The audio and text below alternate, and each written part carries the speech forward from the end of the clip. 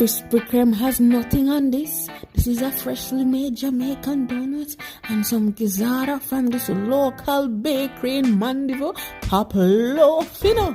Them have whole heap of goodies. Them have ginger bola. Them have sweet potato pudding. Them have gizzard. Them have lemon loaf. Grate cake. Donut. Oh gosh, some cinnamon buns, and the list goes on and on. So much are going crazy. By the way, you have to come out early in the morning before everything sell off. Now back to the donut business with some strawberry jelly. Let me get a taste of this. My God. Not too oily, not too sweet. Perfect just for me. Bought a donut for my baby.